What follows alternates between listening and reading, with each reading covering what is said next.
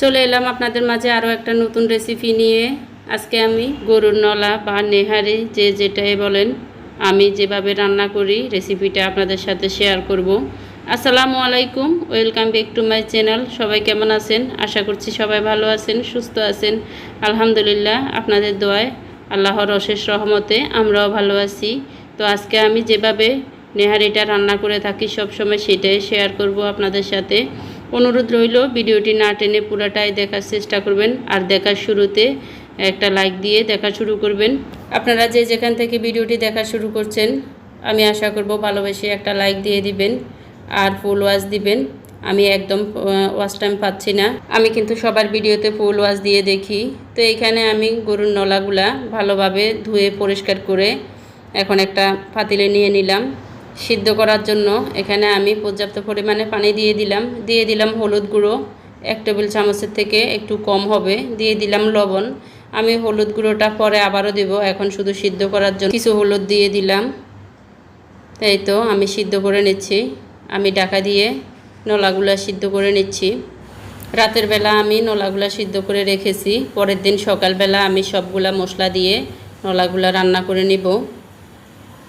এখন দিয়ে দিলাম আদা রসুন বাটা, আদা বাটা দিলাম 2 টেবিল চামচ। এখন দিয়ে দিব রসুন বাটা 2 টেবিল চামচ দিব।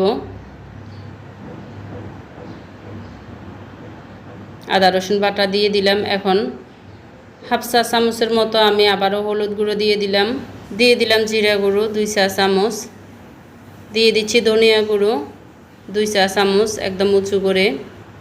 তো এখন আমি গরম মশলা দিয়ে দিব। প্রথমে 1 চা চামচ দিলাম। এখানে আমি গোটা গরম মশলাও দিব, সেজন্য আমি গরম মশলা গুঁড়োটা কম দিচ্ছি। প্রায় 1.5 চা চামচের মতো আমি গরম মশলা দিয়ে দিছি। এখন এখানে গোটা গরম মশলাগুলো আপনাদেরকে দেখিয়ে দিচ্ছি। একটা কালো এলাচ, তারপরে 6-7টার মতো লবঙ্গ, 12 থেকে 15টার মতো হবে গোলমরিচ, সাদা এলাচ দিয়েছি 7টার মতো, 2 টুকরো দারুচিনি, 2টা তেজপাতা ছিঁড়ে দিয়ে দিলাম। তারপরে এখন দিয়ে দিচ্ছি পেঁয়াজ কুচি।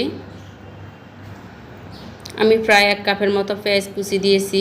প্রথমে আমি মরিচটা দিই নাই, মরিচের গুঁড়াটা, তো এখন দিয়ে দিলাম 1 চা চামচের মতো মরিচ গুঁড়ো। আমার এই চামচটা হচ্ছে টেবিল চামচ। তো সব রকমের মশলা দেয়া হয়ে গেছে। এখন আমি হালকা একটু নেড়ে ছেড়ে দিব, যেহেতু এগুলা নলা, এখন ভালোভাবে নাড়াচাড়া করা যাবে না, গায়ে ছিটে আসবে। তা আমি যতটুকু পেরেছি একটু নাড়াচাড়া দিয়ে দিলাম, মশলাগুলো একটু মিক্স করে নিলাম।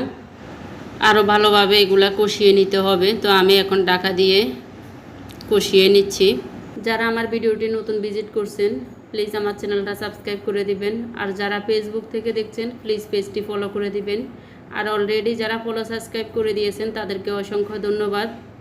তো এই তো নলাগুলা প্রায় রান্না হয়ে গেছে। এখন আমি দিয়ে দিছি কাঁচামরিচ, আমি 4-5টা কাঁচামরিচ দিয়েছি। এখানে হচ্ছে আমি লাল মরিচের গুঁড়াটাও দিয়েছি। তো আমার রান্নাটা হয়ে গেছে, আমি আর কিছুক্ষণ রেখে নামিয়ে নেব। এখন দিয়ে দিলাম টালা জিরে গুঁড়া, টালা জিরে গুঁড়ো দিয়ে আমি আবারও একটু নেড়ে চেড়ে দিচ্ছি। কম মশলায় আমি কিন্তু নিহারিটা রান্না করে নিলাম খুব সিম্পলভাবে। তো নিহারি দিয়ে খাওয়ার জন্য, নিহারির ঝোল দিয়ে খাওয়ার জন্য আমি কিছু রুটি সেঁকে নিচ্ছি। চালের রুটি দিয়ে এই নিহারির ঝোলটা কিন্তু খুবই টেস্ট লাগে। তা আমি এখন রুটিগুলো তাওয়ায় সেঁকে নিচ্ছি, সামান্য একটু আপনাদেরকে দেখিয়ে দিলাম। তো আমার নিহারিটা কিন্তু রান্না হয়ে গেছে। নিহারি বলেন, গরুর নলা বলেন, যে যেটাই বলেন, আমার কিন্তু রান্নাটা হয়ে গেছে। তা আমার গরুর নালাটা কিন্তু রান্না হয়ে গেছে কমপ্লিট। আমার গরুর নালার রেসিপিটা আপনাদের কাছে কেমন লেগেছে অবশ্যই কমেন্ট করতে ভুলবেন না।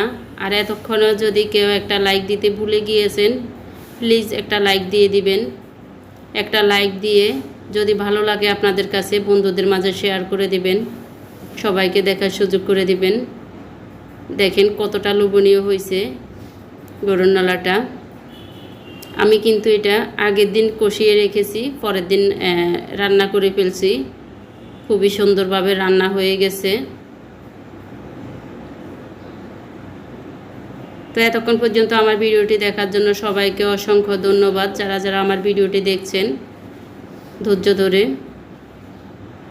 আমি কিন্তু সবার ভিডিওতে ফুল ওয়াচ দিয়ে থাকি, অনেকের আমি 12-14 মিনিটের ভিডিও ফুল ওয়াচ দিয়ে থাকি, আর আমার তো হচ্ছে 4-5 মিনিটের একটা ভিডিও, তাও আমি ফুল ওয়াচ পাচ্ছি না। প্লিজ আমাকে ফুল ওয়াচ দেওয়ার চেষ্টা করবেন সবাই। এই তো দেখেন কতটা লোভনীয় হয়েছে আর কতটা সফট হয়েছে রান্নাটা। তো সবাইকে অসংখ্য ধন্যবাদ ভিডিওটি দেখার জন্য। আবার নতুন কোনো ভিডিও নিয়ে আপনাদের মাঝে চলে আসবো। সে পর্যন্ত সবাই ভালো থাকবেন, সুস্থ থাকবেন। আল্লাহ হাফেজ, আসসালামু আলাইকুম।